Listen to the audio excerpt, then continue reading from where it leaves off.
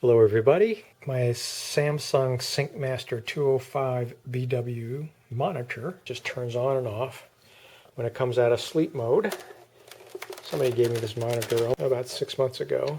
It's been working fine for 6 months. When it comes out of sleep mode, it turns on, turns off, turns on, turns off. After doing that for anywhere from half a dozen to a dozen times, it will actually turn on and stay on. And I'm pretty sure it's the power supply, and it's probably a capacitor, so let's dig into this. There are no screws or fasteners holding the front bezel to the back. You just merely grab the inside edge and you lift it towards you, and they will snap off. So I've already got this thing started. Just work your way around and snap it off very gently. If your bezels are a little bit tight or difficult to remove, I like to use these plastic upholstery tools. Do not use a screwdriver and do not apply it to the surface of the monitor. Use your plastic pry tools and run them around the seam here on the edge, and the clips will release. After you got all the latches released, we're going to flip it over and we're going to disconnect the cable that connects to these front panel switches. The monitor is on its face. Take off the back cover. Disconnect the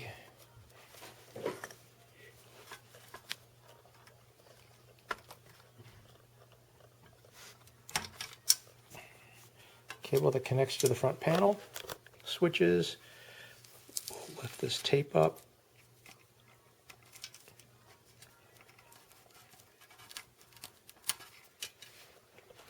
Remove the shield over here. Two backlight connectors have to be removed. Just depress the latches and pull them off. And then I think we should be able to get to this power supply. Yep, should flip right over.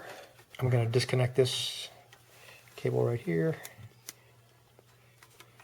Pinch these two and it should pull off.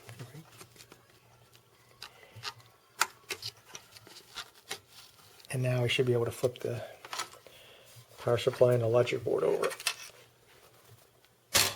Yep, there we go.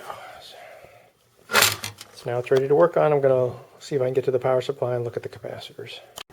By the way, I recommend you discharge this power supply capacitor right here. This one, just take your screwdriver across the output leads and short it. Just make sure it's fully discharged. You don't want to get zapped by that one. I have not disconnected the power supply from the control board because I'm just too anxious to see what the problem might be. And sure enough, I've got two bulging capacitors right here. This one and this one. The other one looks okay. No leakage at the other on the bottom.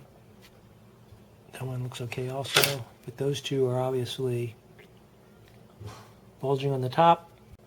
Big one seems to be fine. So that's an easy repair. I'm going to replace those two capacitors. And my assumption is I have enough space to go at least as high as this heatsink.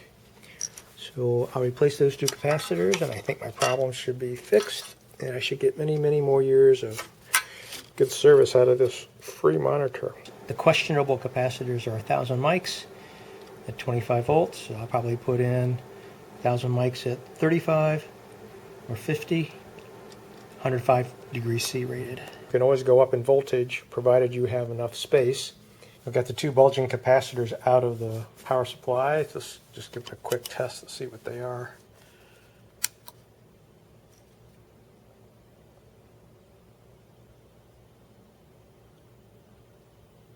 (172, 175 microfarads. It's supposed to be 1000. Check the other one here.